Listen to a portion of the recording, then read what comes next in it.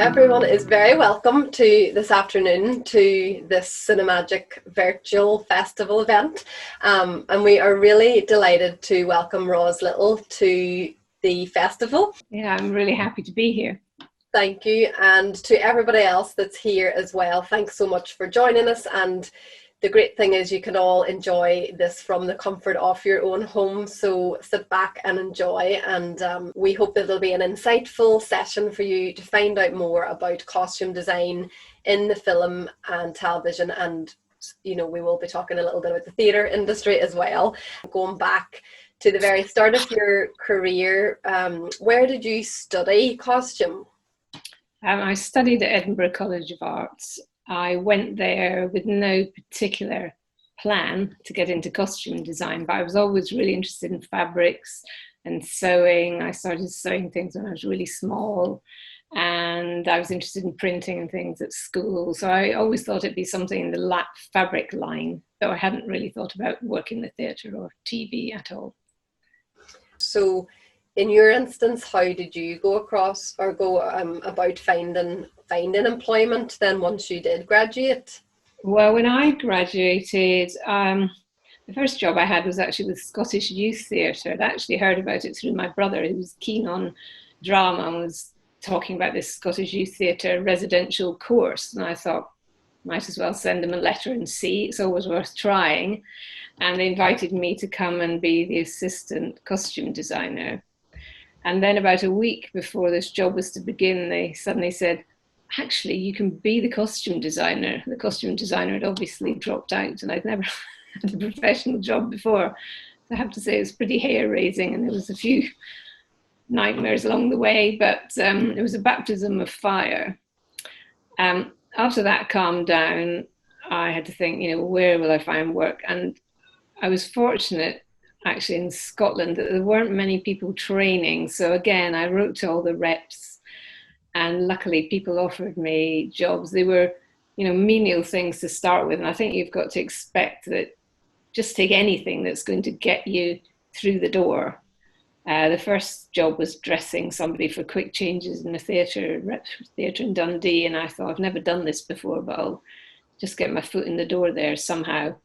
And you might find this in Belfast too, that the people will know each other. So once you've got your foot in one door, there might be people looking elsewhere who will hear of you through the people you've already met. So I think it's, you might get lots of letters back or emails these days saying, sorry, there's nothing, we'll keep you on file. But don't despair about that, because sure enough, you might just be who they're looking for a few weeks later. How would you suggest or young people that are here today getting started in costume, if it's something, if they have studied it or if they haven't studied it, for example, at college, what would be the best way? Yeah, I mean, there's several ways that you could get started. I mean, one of the really good things at the moment, and I know they do take people from Ireland as well, is screen skills. If you can possibly get yourself onto their books as a keen, enthusiastic trainee, they can't employ you, but they can take you onto the books and sort of put your name forward.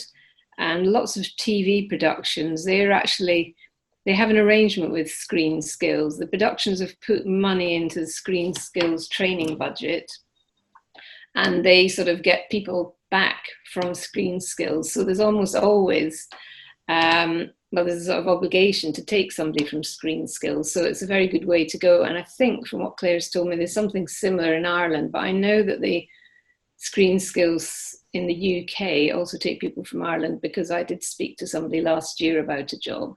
In the end, she was too busy to come over, but she was keen to come, and that was an option. Another way is getting some work in the theatre, but obviously this is particularly difficult at the moment. But theatre, anything live sort of shows, it's hard at the moment, but those are the sort of things to think about, because it will come back again.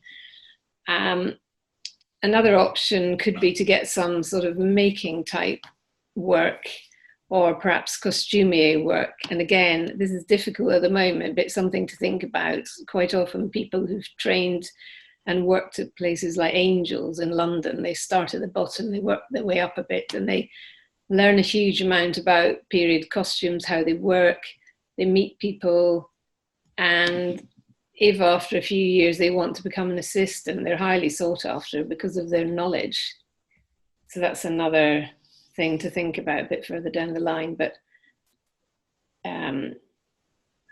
these are all options that I can think of. There's others, possibly, you know, just writing to designers is another thing, just offering to help them. The one difficulty we have here, and I expect it's the same in Ireland, is we used to be able to offer some work experience certainly to students. I think for students it's still a possibility, but we might not be able to offer a placement to somebody when they're free to do it if they're still a student. But there are sort of restrictions around unpaid work now, which is quite frustrating because we don't have a budget to pay somebody who's got no experience. We're giving them an opportunity, and if producers won't allow them to join, I think it's to do with possibly health and safety restrictions. But you know, these are the sort of ways that I know of, really just trying to make any connections where you get experience and can prove that you're a hard worker, turn up on time and enthusiastic. So if the stars have aligned and people have got their foot in the door, for example, in a TV costume department, then within that sort of junior role, what should they expect? Well, on the sort of productions I've worked on, obviously I've got something to do with what the trainee would be doing, so I can't say exactly what other people would expect. But for instance, something like All Creatures Great and Small that we've just done, we had a trainee and she came through skill set, and we wanted her to get a lot of experience, a wide range of experience. So she was going to be really learning something, and it was going to be interesting for her. And also, the more she got involved in all sorts of things, the better it was for us as well. So our trainee was Amy. She'd had some experience in the theatre. She'd not worked in TV before, so she was eligible for the TV skill set because of her theatre background. Yeah. And she, first of all, she would be helping the standby on set, which is, you know, looking after the actors. She might be doing the most menial things to begin with, like, you know, holding the umbrellas, you know, getting the hand warmers, running to get a change of costume. It might all seem a bit, could be a bit dull, but actually you're there on the set. And so you've got the chance to learn a lot by not just learning from the standby, but observing how other departments work. So that was one of the things she did. We also had a lot of fittings on location for the crowd. Everybody who we ever had on set, we fitted them first, because it's actually a very small budget show and we have to make every item of clothes really work. But we did manage to insist that we always saw people first, to make sure that we made the best of their outfits and they looked convincing, because there wouldn't be a lot of crowd either. If there's a huge crowd, you can have some looking rubbish and you shove them at the back. And when it's a small number, they could be very featured and could even be, you know, talking to the artists or, you know, some right in the front of frame. So Amy helped a lot with these fittings with Rebecca, who's the crowd supervisor. And then after the fittings were done, between fittings, you know, there'd be days where there was lots of fittings or gaps, but there would be always alterations to be done. And mostly, you know, if it's hired costumes, these have to be done probably by hand, so that we can't, you know, we can't actually change the costume, but we can adjust things. But often with old things, there'd be repairs as well. I think the costumes mostly went back better than they came out because there would be linings that we might have fixed, all sorts of things. So she was doing a lot of sewing. She was helping on the set, and then I'm sure we sent her off shopping for things as well. You know, it might be haberdashery or whatever. It would depend where you were. If you were an assistant, a trainee in London, say, on a busy production, you might be going to costume houses, or you might be going to haberdashers, or, you know, places, fabric suppliers, all sorts of different things. It'd be a lot of variety. It'd be great if you could drive. It's really pretty useful to be able to drive. I don't know if you can, but some jobs can't be done without a car. Amber, one of our participants here, has a question for you, just because it relates to all creatures. Amber, would you like to ask Ros a question specifically? Hi Ros, I was just going to ask, was the girl that you mentioned, Amy, did she come on through Screen Skills? Amy came through Screen Skills, but what actually happened on this occasion was it was a very, very busy time last summer and Screen Skills had run out of people. But because because our production had paid into this fund and Amy ticked all the right boxes, was ideal candidate, she was then sort of simultaneously put onto the Screen Skills books. And this has happened before. This has happened to me on another production, on Horrible Histories. I remember a similar situation. So, you might be taken on by Screen Skills if you manage to have made the contacts. I mean, another place to be looking, by the way, is there's various on Facebook, you may well know them, groups, costume groups. Have you seen any of these? There's some that you would be able to, opt to join, and then sometimes people will advertise that they're looking for trainees or dailies. So that's another thing to have a look at.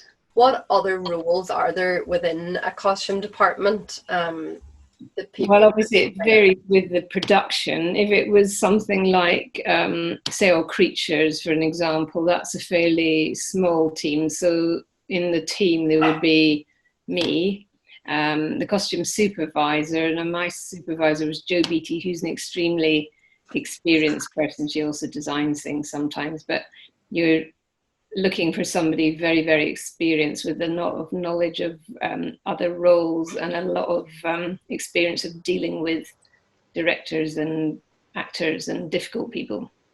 And then you would have standbys who are they might be called costume assistants, but they stand by on set looking after the actors, and their job is to do with continuity, looking after the actors, making sure the changes are exactly correct, because we might have shot everything all out of sequence. They might be coming through the door of the surgery 6 times in 6 different outfits. We have to be absolutely certain there's not going to be any mistakes like the wrong tie or something. So it's a lot of responsibility, but they've probably been there in the first place and made copious notes and taken photographs, so they have all this information. And then on All Creatures, we also had a crowd supervisor, and her job was she helped me with all the fittings. Some of the fittings she did by herself if I wasn't there. Other fittings, she would do them and send the photos to me. We're always working sort of closely together, even if remotely. And she would be responsible for making sure everybody had an outfit, maybe for letting us know if we're really struggling with certain sizes or certain things we needed more of. And other people would be helping her. For instance, the trainee mostly, when there's a busy day of fittings, the trainee would always be there too. But then if you get on something a bit bigger, like say the Horrible Histories movie, again, this was a sort of challenging show with not a huge budget, but a lot to do, and we had to make a lot of stuff. So we had a making wardrobe, which I set up down in Twickenham Studios with various levels of people involved. I think if you put anything costume related into Facebook, they'll pop up, and there's dozens of people on those groups. But some of the, it's sometimes really useful to see what other people are asking about, what kit you might need, and that's thing we haven't maybe go and chat about later in the questions.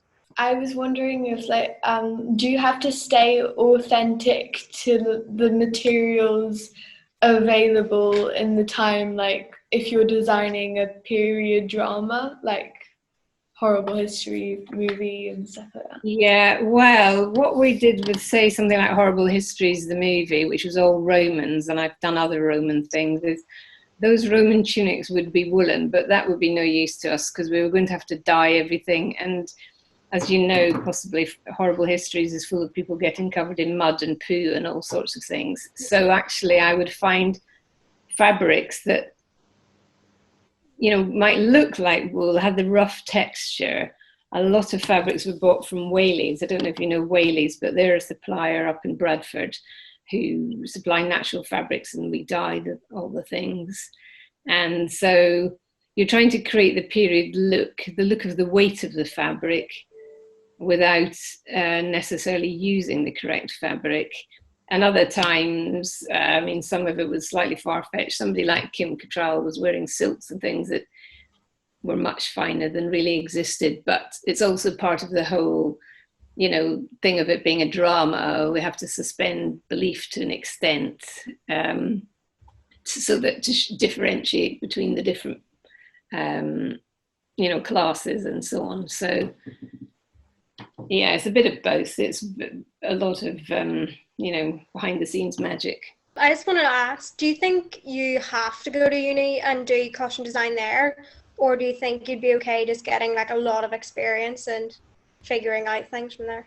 I think both could work. I think that if you've got, depending on what sort of productions you want to work on, if you've got skills to offer, for instance, it doesn't have to be a costume design course that you've done. There are some very good sort of wardrobe courses. There's one at Wimbledon. I think there's one in, there used to certainly be one in Liverpool where you get a lot of practical skills. I think if you have skills that you can demonstrate, like sewing skills, that would get you into the door in terms of, or might do in terms of making. I think demonstrating you've got a big interest in costume and maybe a good understanding of the different periods would also help. So I don't think it's essential to have a degree. But on the other hand, I'm not quite sure whether things like skill set are only open to people if they have a degree. I'm not quite sure the criteria changes from time to time. The BBC used to have a scheme called Vision, and you had to be a graduate to get in. I mean, because I suppose by being a graduate of costume, you sort of proven you really want to work in that area. But, you know, there may be reasons, especially at the moment. I mean, studying some subjects is much harder than others when there's this COVID situation. So, I mean, I personally wouldn't, you know, it's more about the skills you can offer. You wouldn't have to have a degree for me to take somebody on, but other people have other points of view. So, you know, a lot of it is luck, who you manage to meet and what opportunities you've got in the actual work field beyond being a student. My question is, what are the main problems you see with costumes in low budget or student films, and what would help solve them? I mean, I worked on some very low budget things myself when I first started out, and I often worked with a friend who, they worked in the theatre. So what we often did was, maybe if it was period, we sort of stylized things so that we had a sort of either simple version of the costume or that old kind of classic of, I don't know, blacks with a ruff sort of thing. Sounds a bit ridiculous, but hiring costumes is actually very expensive. I mean, when you come to a bigger budget production and you've got a stock, it's great to have hired stock, but on low budget things like Horrible Histories, which really started off with a very small budget, having people on your team who can make, it would be a huge advantage. I think making might be the way around it. It's always hard to convince people that the budget's too small. I spend most of my life, you know, at the start of every production. It doesn't actually get easier. Yeah, I think it's maybe trying to achieve in a student film a sort of overall style for the production, so it doesn't look like a kind of mishmash. I think if everything's carefully looked at, so you're happy with the overall look, not allowing people to just go and do their own thing. If somebody's got an overall eye, that would help. I mean, it's difficult to source things, but you might find that, for instance, in Ealing here, there's a great big amateur theatre with a good stock. Sometimes the fact that you have no money can work in your favour, because people might be willing to, you know, maybe not lend, but give it things at a much reduced price. I think the National Theatre allows student productions to hire at much better rates than, you know, maybe a film that can pay. They adjust their rates according to who's coming. So it's always worth trying, you know, some of these organisations. I think the National Theatre costume store is the same.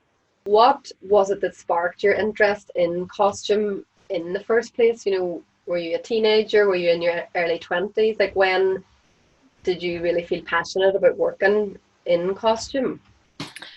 Well, I didn't really think about working in costume at all. And I think everybody in my family has been involved in drama in some kind of form or another. My brothers were always involved in plays and student plays and all sorts of things. And I never had anything to do with these things because I'm shy and I didn't want to go on the stage and never thought about it.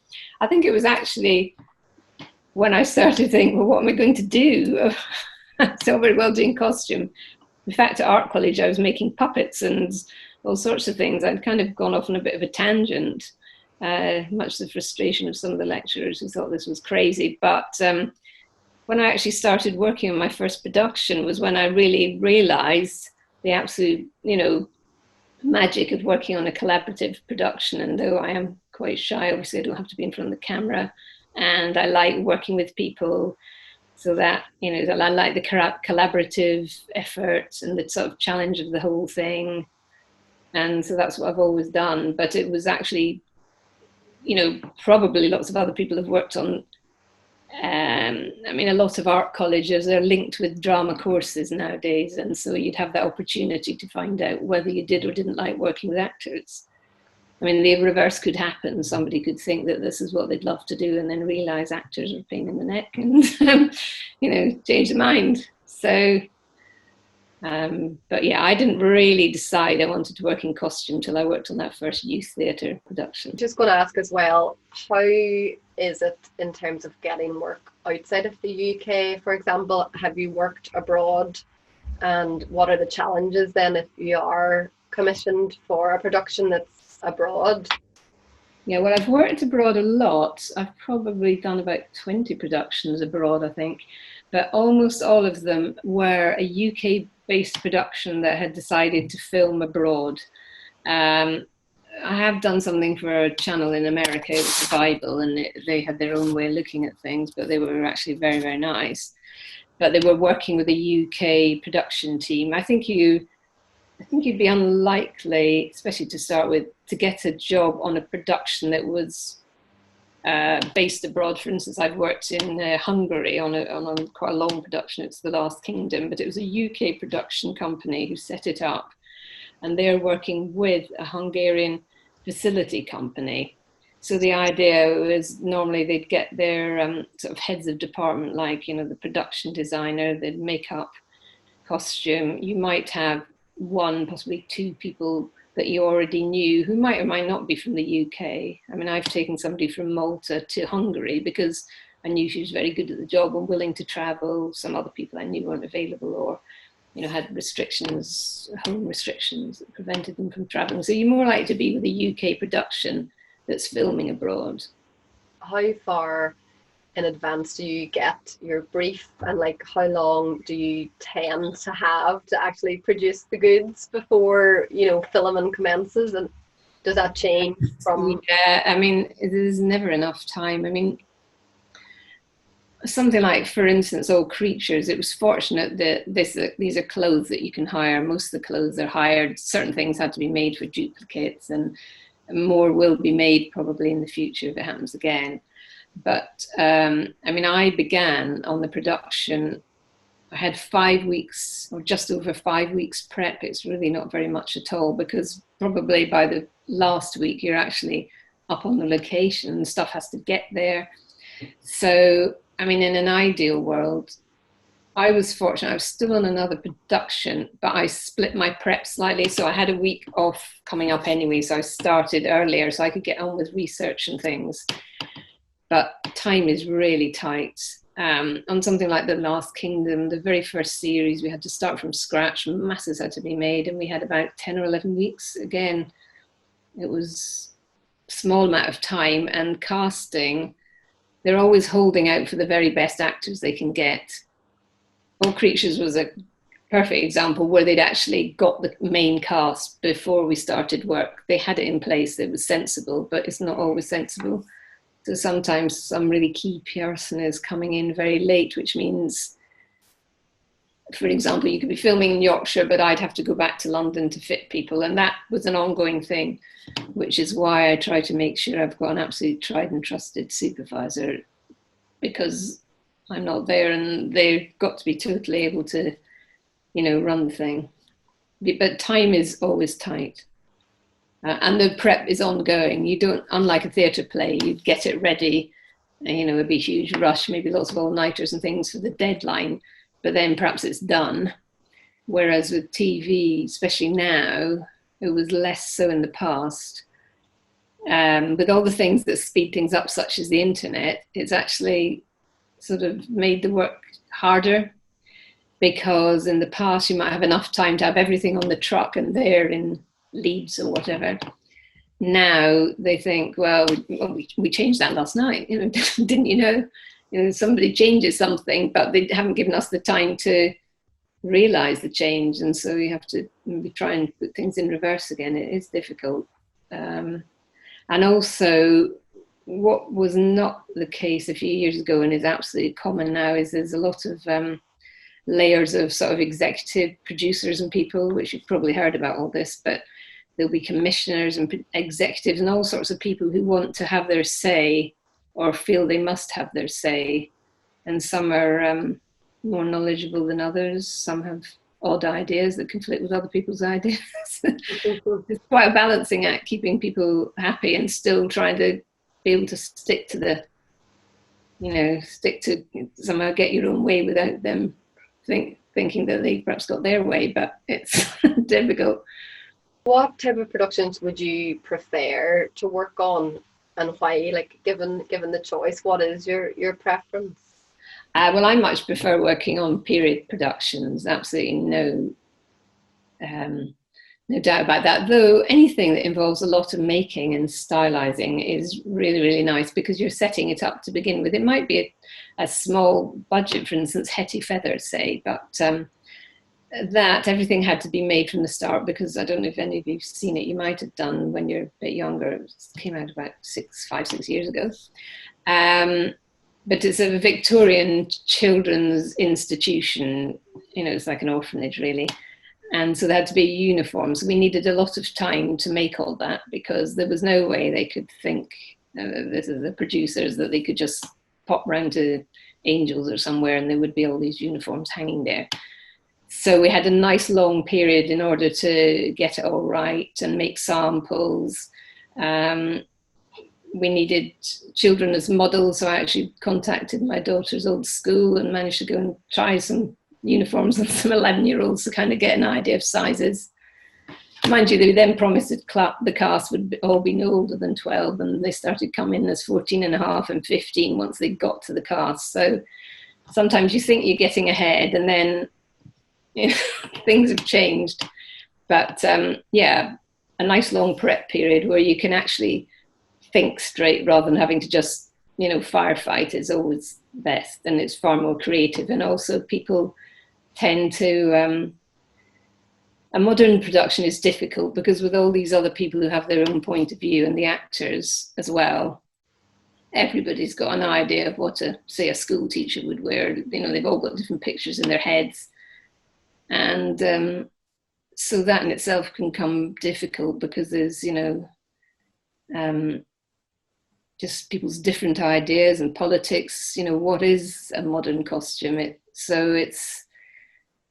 sounds as if it might be more simple, but it's a bit of a headache, really. I mean, I'm sure if you're studying costume, it's probably not your dream to do modern things, but I mean, there are a lot of modern things, so it's a good way to get experience. But for the designer, probably not for the standbys, because the costumes might be a lot easier to deal with, but for the designer, a modern one can turn into a bit of a headache. Whenever your productions that you've worked on then do be broadcast, do you enjoy watching them? Do you look for things, you know, in the costume then that you look back on and think, oh, that should have been done differently, or, you know, that doesn't look as right as it should? You know, do you sort of look and sort of nitpick then at what you, or can you enjoy?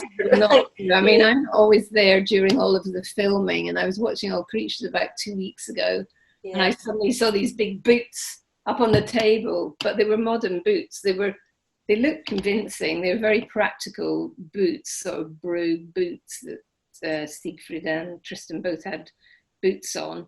But they had these totally modern soles, and we'd actually bought them for this reason, because they were going to be slipping and sliding around hillsides and farmyards and all sorts of things. They had to be wearing boots that would be safe and look right, but they were certainly not designed to be shown like this, the sole of the boots on the table. So that was a horror. And then I happened to be speaking to somebody from the production. She said, yeah, I noticed that, but why did nobody get in touch with you and ask? I mean, the director, the cameraman, everybody was looking down the lens in the studio at these feet. They didn't need to be there. They could have had the same mood with taking the boots off and having books on the table. So yeah, there's always there's another thing where I see a child walking around with an unbuttoned coat, which I know I'd actually put her in a car with it all buttoned up, so it's winter, you'd be dressed formally, it's a special occasion. There she was walking around with it flapping about. She'd obviously undone it on the way down there. Nobody had thought there's something wrong with this. And I'm sure not many people noticed that, but there will be some costume police who are sending a letter about it. What interaction do you have with the other heads of departments, for example, on set or in advance of being on set? Like how much? Advance, very much in advance and ongoing all the time. I mean, it varies. Depending on who these people are. Some are more interested than others, but giving an example of All Creatures again, Brian, who is the lead director, there's often a lead director, perhaps if it's a series with something like, we had 6 episodes and a Christmas one, each would be doing 2, but one would be a lead director. He'd be the one who's establishing the look. So he'd worked extremely closely with Jackie, who's the production designer. They'd worked out this set for the studio, which is extremely, well, it's one of the best sets I've ever seen, really. They've really thought about how to create lots of interesting angles. So it's not just a series of rooms, there's various corridors and lots of entrances and exits, quite naturally created as if there'd been, lean-tos built on and sheds attached and things. But they'd worked very closely on that, and they were already well into the build when I joined the production. And then I went to Yorkshire to meet them. I'd had a sort of phone interview for this particular job that was usually face-to-face, but they were all in Yorkshire. And so I got lots of fabric samples from Jackie and bits of lino and all sorts of things to do with the colours, because everything had to work together. And I could also study a lot of the photographs they'd taken of locations. And there was various things I could see kept popping up, like a red pillar box or a red something else. I could see that it gave me some clues about things that Jackie and Brian already were interested in. So when I then put Helen into a red coat, they were, oh, wow, a red coat. But, it did actually suit her really well, but I might not have gone so bold. I probably wouldn't have tried something so bold had I not seen they were really interested in this vivid colour, because often people want something very muted, or perhaps they don't, So, yeah, there's a lot of talking about ideas, what the director's looking for, and I'm trying to give them some ideas. For example, we start off in the Gorbals. It's just a couple of scenes where, I don't know if any of you have seen it, but James is in a tenement in Glasgow, and I showed them some photographs of Oscar Mazzaroli, a photographer who was very well known in the 60s in Glasgow. We were much earlier, but had that mood of empty spaces and darkness and a few kids just kicking about. Not this sort of thing you get of extras where there's, sporting artists, every area is crammed full of people. It was, very Spartan, and just a few kids on their own, things you wouldn't expect now because kids are always with somebody. But they were just out there with a pram and a baby and, some little dog or something. So I try and show the director my ideas. On something like that, it would be research and photographs of real things, and try and get an idea of some of his things. I mean, one of the things I remember at the beginning, my interview, the producer and the director said, "Oh, we don't like any of those sort of striped pattern jumpers that they used to wear. Don't want any of those." Well, then I came to fit Tristan in one of these, and they were like, "I absolutely love that jumper. What a great idea." I didn't ever remind them that they didn't want this. You know, some of the things you sort of make a note that they don't seem keen, but you might try it anyway, because either you know it might work or you think it might work. Or, for example, first thing Callum, lovely guy who's the actor playing Tristan, said to me is, "I can't wait to be wearing those jumpers. I've been looking at all these pictures in the jumpers before." And I said, "Yeah, well, we'll try." So, and now they constantly talk about these jumpers. So, is there one standout production that you have worked on that you just have really, really loved, or, you know, a team of people that you would always love to work with again? You know, are they affiliated with a production, like a favorite project of yours? Well, I mean, loads of them have been favourites. I can't really say one in particular, but way back when I was an assistant, because I was an assistant designer for a number of years, I worked on the Chronicles of Narnia, which Claire might just possibly know, but none of you. Yes. It was just such a wonderful production because we had just such a great team. We had quite good budgets. We made all sorts of interesting animals. We filmed in Scotland in the snow. We went to the Scilly Isles. It was, compared to the other productions I'd done at the BBC, and it lasted over 3 years. I became great friends with the designer. She gave me a lot of responsibility. I got areas to design, so that was the real standout at the beginning. Yeah. And then I think I probably, you know, I still know the director and people. So you then get something like that in your mind and think, I'd like to keep creating atmospheres like that amongst my team. You know, it's really important to me to, when I have people on board with my team, that we're all enjoying the production, and it's hard work. The hours are really long, which you know, so you want to just create as good an atmosphere as possible.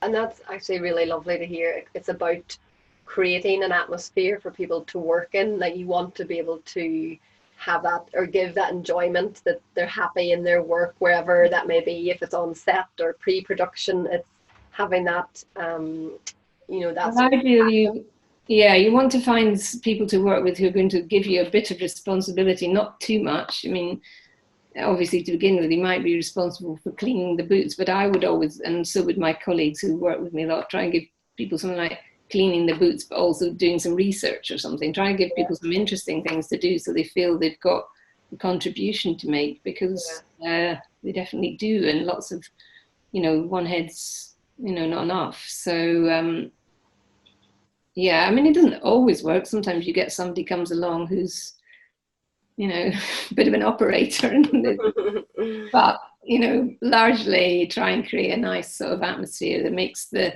long days kind of enjoyable, and people want to, you know, get through this and commit to it. You know, you don't want anybody wanting to go. Amber has another question just about getting in to productions as an intern. Amber, do you want to ask a wee bit more on that? Yeah, hi. So is there like any chance that like the production company of All Creatures Great and Small or anything else would maybe be interested in taking on any interns or people for work experience during the time of COVID? I think it might be possible. I mean, what sort of happened, I tried to say, was that people used to be quite willing to allow us to have trainees. For example, I had quite a lot of people coming from the London College of Fashion to me at one point, because I'd done a little bit of work there and a couple of sort of, you know, chats with students and things. It depends on the individual production company and their insurance position. It's often something I ask about. So, you know, if I'm doing it again, I would certainly see what opportunities there were if anybody was looking for an opportunity. Obviously, it's in Yorkshire, so, you know, Yorkshire is a massive county, but they, you know, only offer accommodation to very, very few people, the ones that they haven't been able to get in Yorkshire, really. So that's a big outlay. And I think, unfortunately, it's something you have to think about. To get these opportunities, you might have to find ways of, you know, earning enough money that you could support yourself for a few months to get some of these options. And sensible producers will try and allow people to come in and do some work experience, because how else is the industry, to carry on? So it's worth trying. I mean, you're all welcome to keep in touch and see what I can do if anything happens. But it's very much down to the individual production company whether they allow any work experience. Often they wouldn't allow people who are doing work experience on set because it's all depending on the production company, but you're not allowed to take any photos on set or share anything with anybody. I can send a picture of a fitting to a director or to my assistant or something, but I can't send it to a newspaper or something. It's all very top secret. So I think that's one of their things, and also directives about not allowing people to do unpaid works. But I think if it's specified that, I think I used to have people from London College of Fashion for 2 weeks, because in 2 weeks they could learn a certain amount and they couldn't possibly feel they were being taken advantage of. And it wasn't such a long period that they were just sort of free labour. They were sort of finding out a bit about it. Because it's difficult to get placements during student time, because if you were a student writing to designers, you might be able to take a placement in your Easter holidays, but that designer might not be doing anything at all. It's hard. I don't quite know how colleges do it. Have any of you done placements through colleges at all? Or? Has anybody been on any specific costume placements or internships? Yes, Katie. Katie Ireland has. Was that recently? Oh, the fall. She says the fall in 2015. That was the BBC NI production. Mm-hmm. Just a few more quick fire questions. So Lauren's question is, how much leeway does working in fantasy give you for period design? Well, again, it very much depend on the production. I have to say I haven't done much fantasy stuff, but something like Narnia was a kind of fantasy thing. And so I think it's, there's always, in something like that, there will be other people who have had ideas about the sort of overall concept. If it's a fantasy thing, there might even be, on a high-end thing, there would be concept artists involved perhaps, and it'd be very much a collaborative thing. Yeah. So, people often take things from different periods. There's nothing new. So if you look at fantasy armor and stuff, some of them just looks like the one before, really. They're all often related to either other fantasy things, because people might think we want something like that, or it might relate directly to something period that, even though it's not a reproduction of, say, some Viking armor, it's used as a kind of theme by the overall design group or something. Freya, go ahead. You can ask your question now. Go ahead. So I was just wondering here at the end if you have any big do's or don'ts from your career that you can share with the rest of us. Well, I think it's good to be sort of positive. If you're going to be there on location, it's probably going to be quite hard. It could be long hours, freezing cold, miserable. I think a sort of a cheerful face is always a good thing. Grumpy is bad. That's a big difference. And do's, I think if you're well prepared, if you've obviously taken a real interest in the production, say you're coming into it new, but if you can give a bit of your own time to have really read the script and found out about things, and prepare your kit. And I think buy a kit, say you're coming to help out initially on set, a small kit that's portable is the best thing. Sometimes you meet people who, I've had them, assistants with 2 huge checky bags jammed full of stuff. We don't usually ever know what this stuff is, but you can overdo it. And then I can remember asking one girl, "Oh, have you got leather punch?" And I think so. And in the end, she had to empty the whole bag out. So I think really think through what you might need and have small amounts of useful things. That's a really useful thing to do. And then I think it's also useful to maybe just even make notes of things, remembering people's names and things like that is good. Making sure you know who's who, so that you're not, know which is the cameraman. You can always ask people. People are always happy to ask. And then always remember, if you are on set, to keep quiet, say nothing, don't move. listen to the instructions and so on, in case you blow things by accidentally, speaking during some rehearsal or something. Emma Rose has one actually, and it's quite similar to Evelyn, but Emma Rose, if you ask yours. I know like you probably work with the director a lot, just in terms of like your ideas, like how do you balance like what your own ideas are with maybe like if they have like contrasting ideas to what you have, like how do you make that work if it does, I don't know. Well, I mean, for examples, you'd have to talk about their ideas to begin with, but they probably don't really have fixed costume ideas. Their ideas might be a bit sort of more, not vague, but they might be about the colour palette, or that they want things, a favourite for a while was, we don't want it to look really period, like they want to ignore the etiquette of the period. And so you could talk about all their ideas and make a good note of their ideas, but then I think, supposing, especially if you were, doesn't work so well if everything was being made, but supposing things are being hired, you'd limit what you had in the fitting room with the actor to what you would be happy with, so in that way you can sort of bring in what you want and work with the actor, and then you would show the director the options. Like perhaps you're fitting somebody like Siegfried for his suit as the vet, might show them with photographs the options. And because sometimes, for example, as I was saying about the jumpers, people are talking about things, but they haven't really thought it through yet. And they might even forget that they've said something.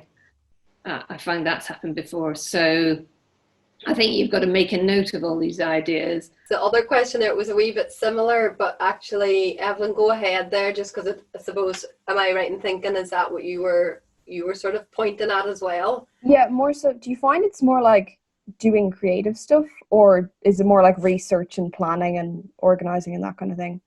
Well, I think, the truth is that the job of designer is an awful lot of, as you say, planning and organising, because unless there's a really big budget and a huge amount of time, something like Game of Thrones, it didn't start off like that, but you probably all know about it, especially because it was in Belfast. It has a massive, massive department, and I think, the designer could be very creative because she had the resources to make all sorts of things and fancy armour and all sorts of gorgeous stuff. But the bulk of television work and small films is a lot of stuff would be hired. It's a lot about planning it to make the most of the time and the money you have and the people you have. There's a lot of organising and not much time for any drawings and things, unfortunately. Thank you for joining us, and Ros, thank you on behalf of all of our young people here today, so much for giving us your time, and it was just lovely talking to you. Great, no, I've really enjoyed it. It's been a really nice hour. It's gone flying by. Thank you. Bye. Bye. Thank you. Thanks a lot. Bye-bye. Thanks for watching, and don't forget to subscribe.